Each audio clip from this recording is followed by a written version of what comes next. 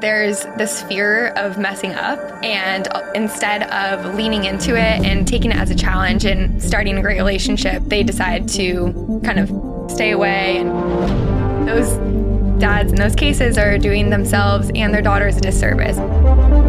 You should go all in on your favorite things, but include her. I'm Madeline Anderson. This is Win the Day with James Whitaker. You're listening to Win the Day with James Whitaker. What we do in life echoes in eternity. Broadcasting from Los Angeles, California. Here's your host, James Whitaker. Let's go! Hey winners, welcome back to Win the Day. If this is your first time here, we sit down with some of the world's true change makers to give you all the tips, tools, and strategies to win the day every day.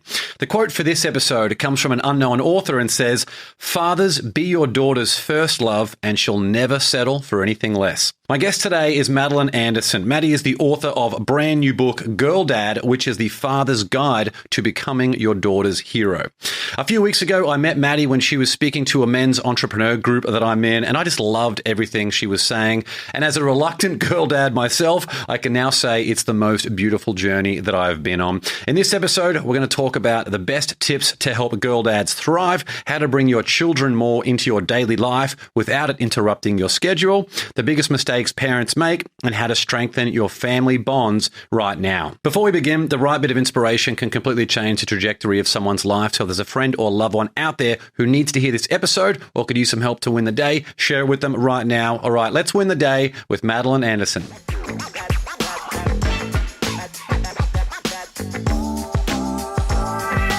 Maddie, great to see you. Thanks for coming on the show. Great to see you. Thank you for having me. Well, congrats on the book. It's an amazing read. I'm so happy you did this. And a lot of people love their dads, but don't go the extra mile of writing a book about it. So how come you decided to take that step?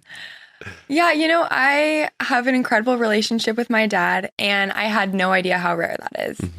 And I want to change that. So I started, and it was just a book about me and my dad's relationship and how he raised me and my two younger sisters. But I realized there are so many other incredible dads out there.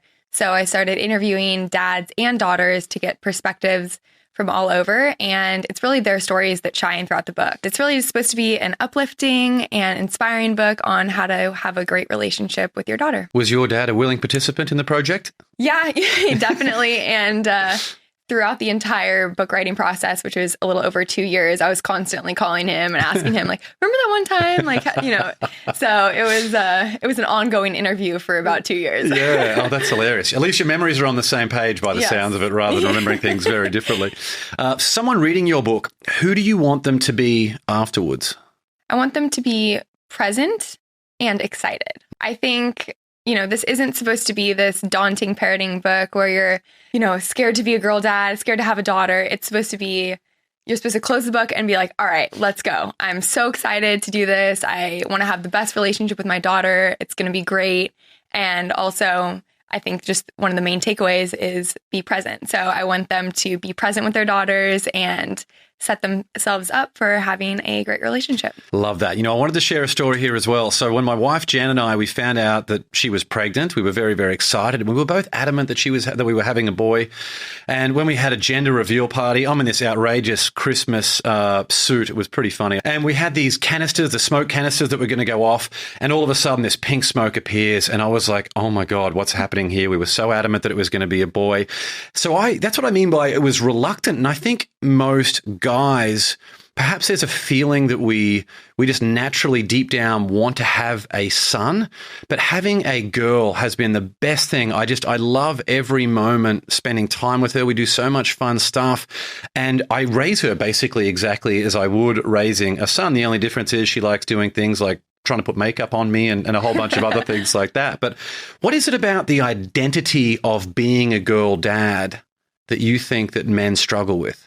That's a great question. And, I am not a dad, so I'm sure there's some people out there that could answer it even better. But after interviewing all the dads, I think that there's this fear of messing up. And instead of leaning into it and taking it as a challenge and starting a great relationship, they decide to kind of push back or stay away and kind of let mom handle those kinds of things and just never really explore that deeper relationship.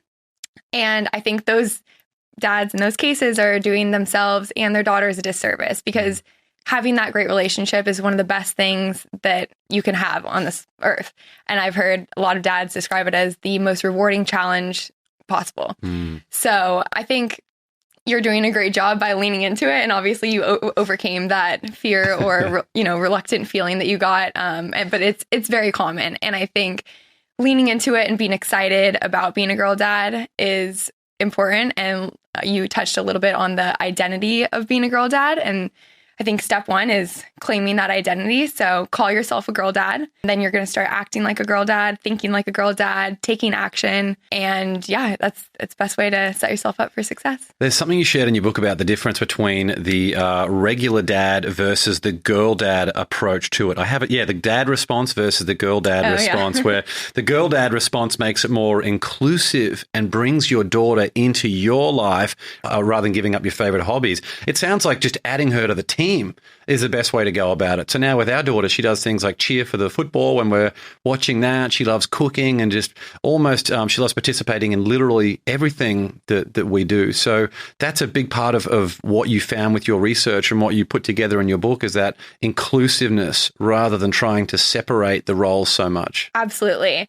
And I think that's a really exciting thing for dads. I mean, I think another reason they might be fearful of having a daughter is, I can't relate to her, or I have to stop doing my favorite things because I need to spend time with my daughter. And that couldn't be far from the truth. You should go all in on your favorite things, but include her, like you said. So if you love football, for example, teach her all about football, teach her the rules, sit her on your lap while you're watching your favorite team and tell her about the favorite players and throw a football with her outside.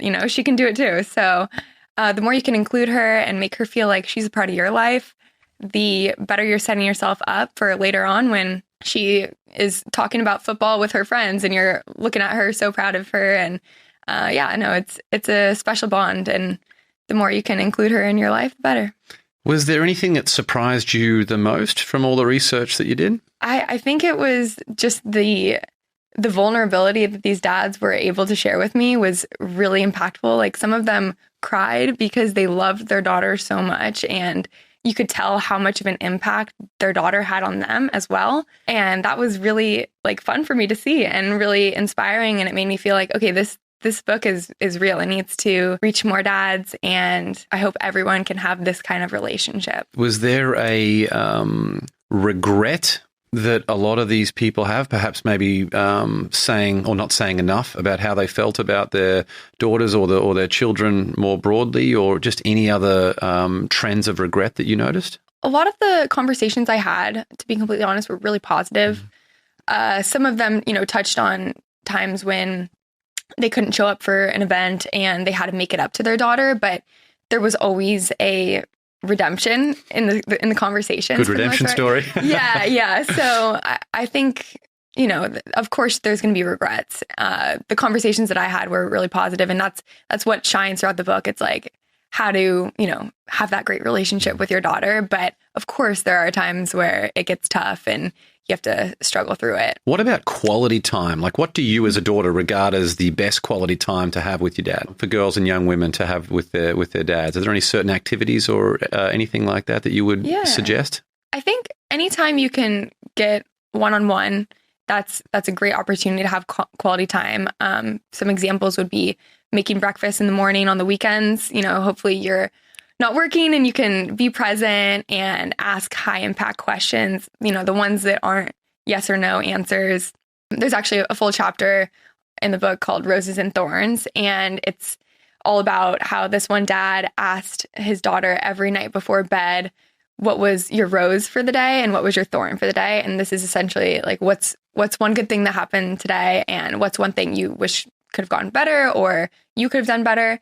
And that's how you really find out about your daughter's passions, what she likes, what's bothering her, and how you can help. Use those high impact questions like, what's your favorite part about today or yesterday? And you're talking to her at breakfast and you're sitting down with her one-on-one. That's great. If you can take her out on a little daddy-daughter date, that's another great opportunity.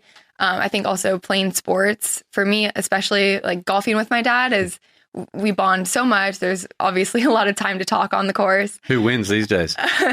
He still wins. It's gotten closer and closer, but he's a really good golfer.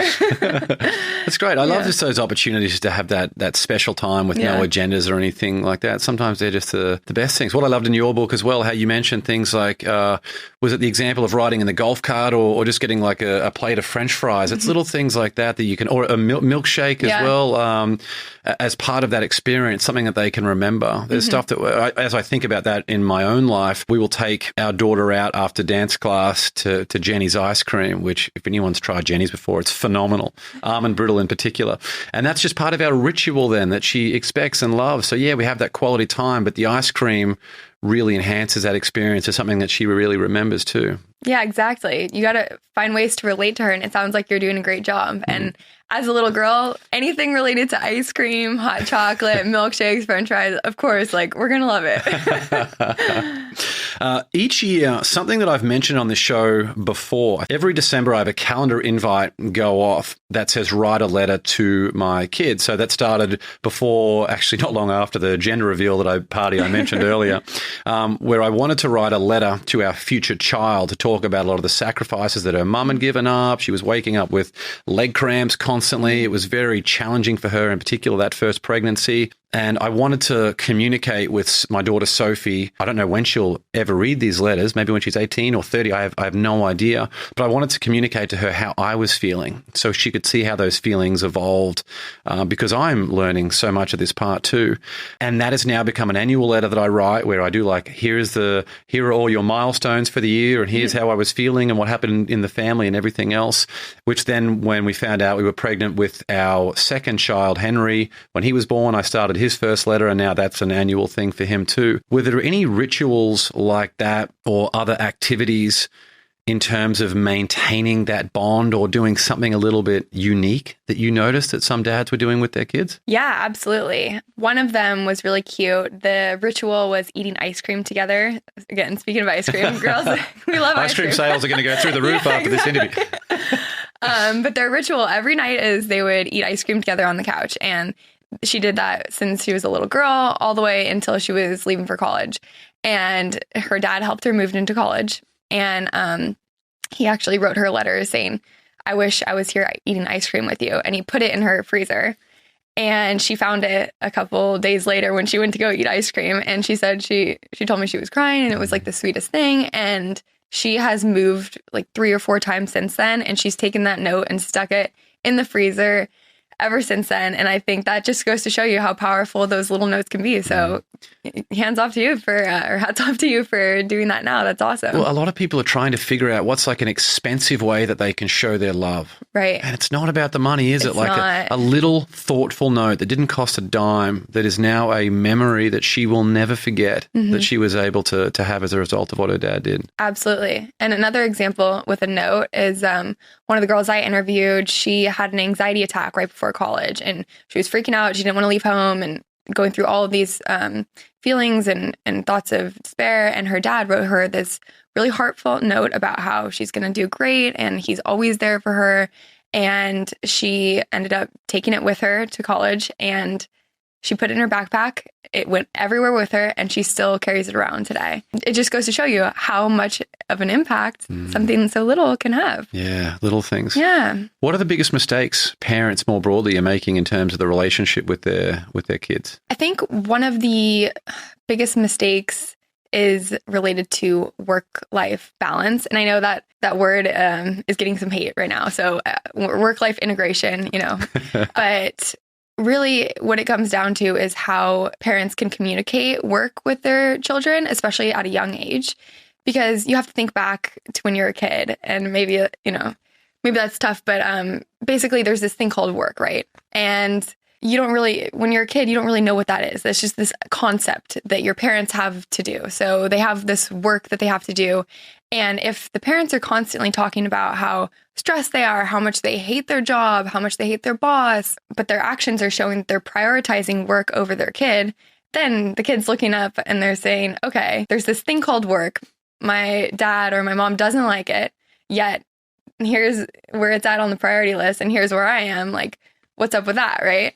Whereas even if you hate your job, first maybe look at other jobs because life's too short. But second, if you hate your job, just be really careful about the way you're talking about your job. And when you're around your child, your daughter, just make sure you're highlighting the positives if you can. And also you're including her in conversations so that she even knows what you're doing. I think that was one thing that my dad did really well. He would, sit me on his lap, show me the projects he was working on, and he would even bring me to work on the weekends if he had to work on the weekends, which he did sometimes. He was always working, and he would let us draw on the blueprints because he's an engineer. And we felt really involved in his work, even though, that we weren't, right? But it created that relationship where we had open communication. I didn't feel like he was prioritizing work over me unfairly. I admired how he liked his job, and it actually motivated me to find something that I liked just as much, rather than discouraging your kid because there's this thing called work that they hate, right?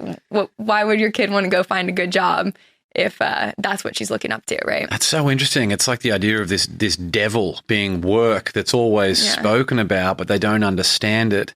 Of course, their relationship with that, especially when for people who have a corporate job, or even for entrepreneurs too, there is always more work. There is always something else that needs to be done. You can always, in your own head, justify a reason to do more work rather than having the quality time with your kids.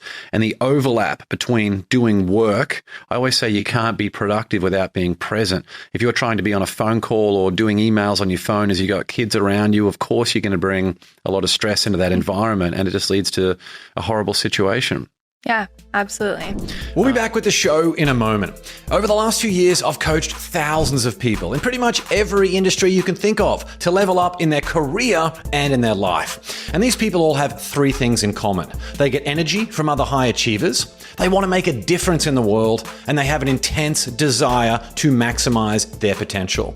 Well, this September, I'm hosting the first ever in-person Win the Day Mastermind for 7- and 8-figure business leaders. Over 2 days, I'll be guiding you to start activating your high-performance life. And I'm bringing in the big guns, real industry rock stars to help. We'll be making sure you have the right commitment, the right plan, and the right team to win. So if you're a business leader and want to join the next generation of change makers, join me in the Win the Day Mastermind. To register or for more info, go to jameswitt.com/events or click the link in the show notes. All right, let's get back to the podcast. There was something I wanted to ask you about the positive energy that you have. Is that from your father, and were there any particular things that he did, maybe any mantras he made you repeat or anything like that? How did your positive energy, where did that come from, and what things did your father say to you that you still remember? Yeah, I mean, I'm sure he had a huge impact on that. I think one thing is probably just teaching me confidence that I can do whatever I set out to do. And so it makes me look at life really positively because I'm just really excited for the next opportunity, and I'm always looking on the bright side of things. And I think, both my parents were they are very optimistic people, and they always say there's a lesson in everything. So even when I fail, I learn from it. And that was one thing that my dad really, taught me and made sure that I learned, especially on the golf course, because you can fail a lot, right? And it's how you... Sometimes 10 times on the one hole. Yeah. Yeah. And so it's about how you approach the next shot or approach the next hole, and just always, having a good attitude and showing up and trying your best and being okay with failure. I think that has really made an impact on me. Yeah, it's an important mentality. Yeah. My kids are only 3 and 1, as I mentioned, but something that I really worry about in terms of the biggest fear that I have for them growing up, it would be that when they grow up, they're going to have to find out, they discover that the world is a very big, dark, scary place. How was that introduced to you, that transition? Was there anything that you were exposed to in terms of homeless things or charities that are in need, or people who come from backgrounds that aren't as advantageous as where you grew up? How was that transition mentioned? Yeah, I think it probably started in high school when I was a part of Model United Nations. And it's essentially this nerdy debate team, but we're debating world issues, right? And you represent a specific country, and it's usually not America because everyone has a different country.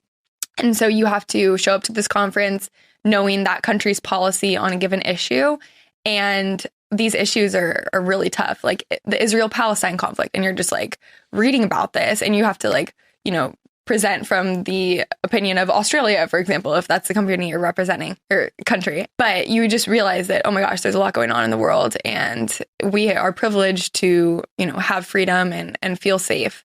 And that was the start of it. And then I went to UCLA, and I feel like I was introduced to, more backgrounds and homelessness and just lots of other issues. And then when I started traveling more frequently and got to go to places like Fiji, and you see this sense of poverty that you've never seen before. I mean, you see little kids who are starving, clearly, and dogs who are walking around the street, probably with no owner, and you can see their, bones showing. And it's really, really sad.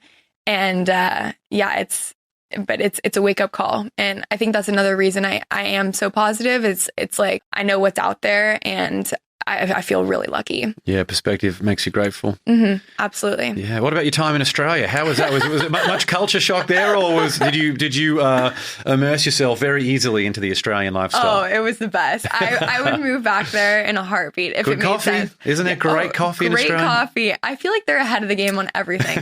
Like their avocado toast is like out of this world, and then any Australian cafes that pop up here, I'm like, oh, I'm going there because they know what they're doing. Great breakfast as well, aren't they? Brekkie. Yeah, exactly. About the only thing we're behind on is internet connection, although I think it's getting a little bit better now. Yeah. What about we've spoken a lot about what parents, specifically dads, can do. What about for the children who might be teenagers right now, perhaps listening to this podcast in the car with their parents? What's some advice that you would have for those kids in terms of strengthening the relationship that they have with their parents? I would say number one, be grateful. Like it's so easy as a kid to take advantage of what your parents are offering you and take for granted all the little things that they do for you, just because you kind of feel like, oh, well, like that's mom and dad, like that's what they do. But they're really going out of their way to show up for you every day. I didn't realize how much intention and attention went into parenting until I got to interview all the dads and hear their perspectives. I'm like, wow, it's a job, like they really put a lot of effort and work into this. And as a kid, it's really easy to brush that off. But remember that every time they show up for you, like they're taking time out of their day to do that, and be grateful for that kind of action, because it's not every parent does that. And that's what I'm hoping to change. But it's rare, and you got to be grateful. I think particularly as a teenager at that impressionable age, it's so easy to fall victim and believe that grass is always greener mentality. You see someone else, even if it's something as simple as they have like yummier food in the lunchbox that you don't have. I was always jealous of the kids who had like the roll-ups, but obviously roll-ups not very good for it. It's like this sugary fruit thing. But it's only when you get older, especially when you start having kids of your own, that you realize, oh my God, the sacrifices that my own parents went through. Like you mentioned, the one of the biggest things in your life was all the sporting activities that you were doing, having your parents turn up week after week to training and doing all of those things. It's a big deal, isn't it, to have that presence and to put that time in from them. It is. And it impacted our relationship so much. So I cannot thank them enough, but I wish I thanked them more at the time.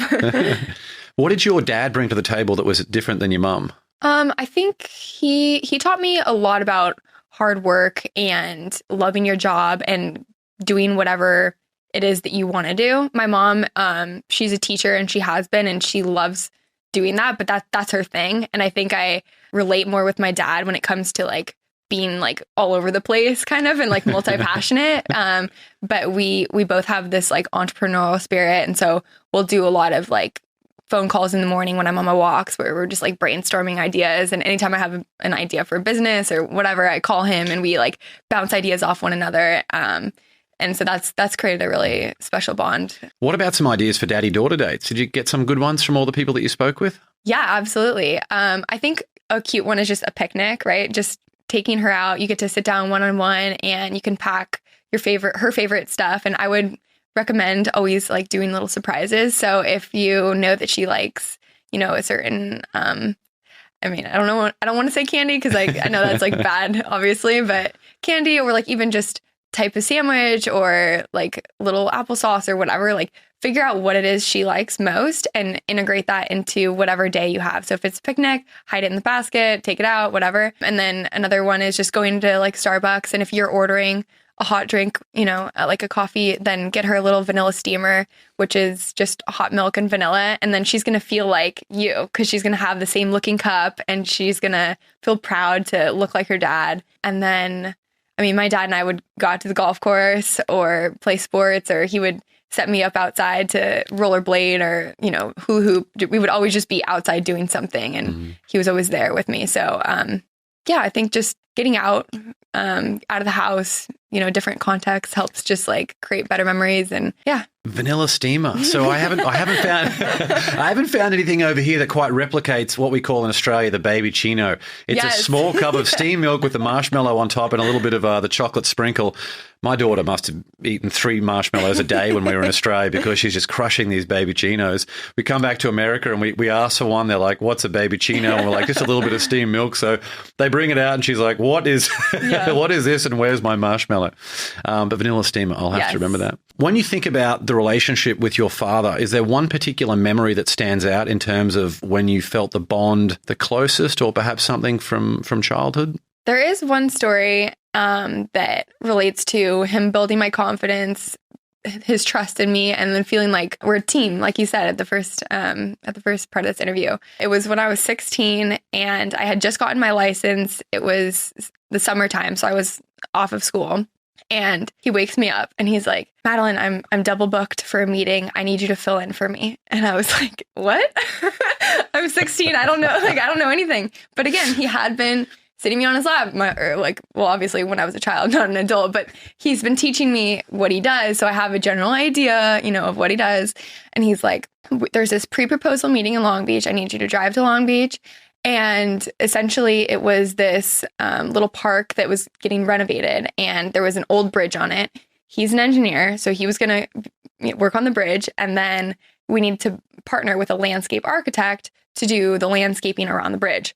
And he's like, "Okay, your job is to go to this pre-proposal meeting, sign in, and then meet as many landscape architects as you can, get their business cards, give them yours, and then we'll follow up with them later." And I'm like, "Dad, what?" I'm like, sounds complicated. I know. I'm going to need 3 vanilla steamers before I can even think about this. Yeah, and he was like, "No worries, you got it." I was like, "Okay." So I put on the most professional outfit I had. Luckily from Model UN, I did have kind of like a blazer and, like a skirt and heels. So I drive there. I'm like, "All right, here it goes," and I basically had to play like a detective, right? Because if I start talking to someone and they are an engineer, then I need to end that conversation and move on to the next because I got to get as many landscape architects as I can. So I'm going around and to be honest, there was only 1 or 2 women there and it was 30 men who were, probably my dad's age. So around 45, 50 or so. And then there's just me, the 16-year-old girl. And I'm just like, okay. Very intimidating, I would imagine. Yeah, you'd think. But I also had a sense of calm just because my dad had so much belief in me. He made it sound like, "This is no big deal. Just go do this." And I was like, just "Okay. Get it done." Yeah. Okay. So then I came back with 10 business cards. They were all landscape architects. I successfully exchanged mine. And then he was like, "Okay, can you follow up with them?" I was like, "What?" So he had me email them and say "Great meeting you today. Just wanted to follow up," and it was just a great learning experience. But I think it made me feel really close to my dad because, again, he trusted me with his job, right? He was like, "Go out here and do this and be part of the team." And he trusted me, or he built my confidence because he made me feel like, yes, I can do this. It doesn't matter if I'm 16, doesn't matter if I'm a woman, whatever, I'm capable. I can go out there and do it. And then also just increase that bond of what we have that, is a common interest that we share together, right? So we both like entrepreneurial things and feeling successful and checking things off the to-do list. And that was a huge thing that made me feel like, okay, I did that. Yeah, I think that was a good lesson that that he taught me. Absolutely. It's a big difference than the micromanaging that parents instinctively do. Yeah. It's hard to stop yourself from stopping your kid from making mistakes or whatever that might be, but to actually have the confidence in you to be like, "Look, spread your wings, go and do it." It's amazing.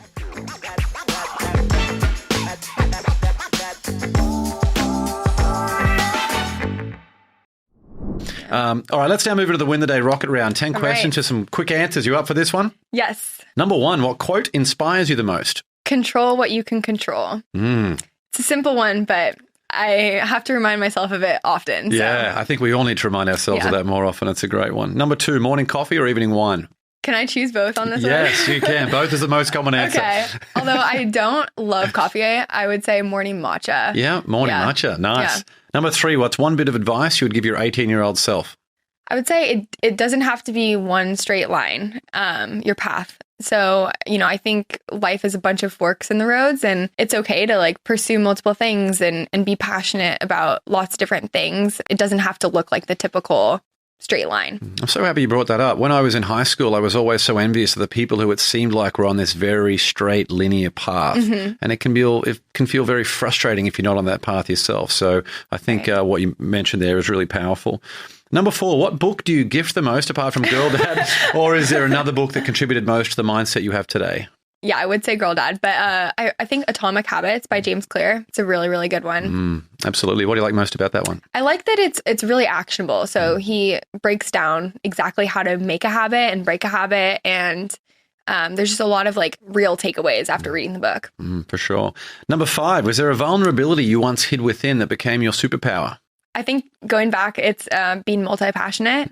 I used to be, I worked in a corporate finance job, and I felt very wrong when I would think of all these other ideas that I wanted to do. And I think I've learned to just pursue them, and it's really changed my life. And I'm starting to cultivate the life that I want by being multi-passionate. Number 6, what's one thing you've learned about failure?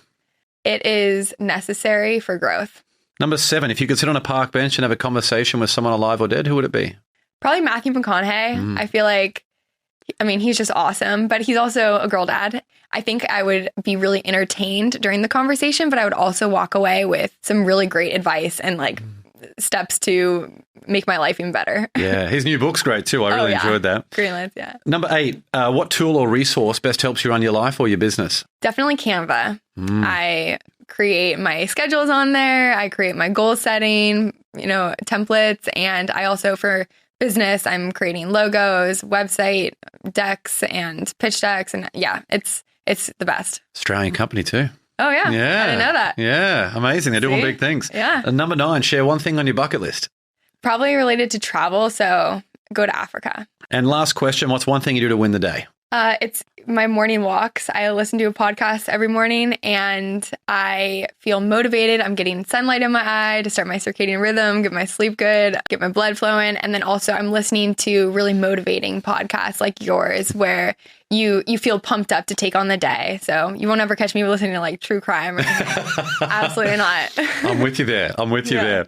Well, there are a bunch of ways to connect with Maddie, and we'll link to all of these in the show notes. You can follow her on Instagram at girldad_the book. Grab a copy of her brand new book, Girl Dad, on Amazon, and visit her website, girldadthebook.com. Again, all of that and more will be linked in the show notes. Maddie, thanks so much for coming on the show. Thank you for having me. Thanks for joining me on another episode of the Win the Day podcast. We want to hear your thoughts on what we covered today, so drop a comment on the YouTube version of this episode with your favorite takeaway, any questions you have, or what actions you'll be taking as a result of what was shared in this episode.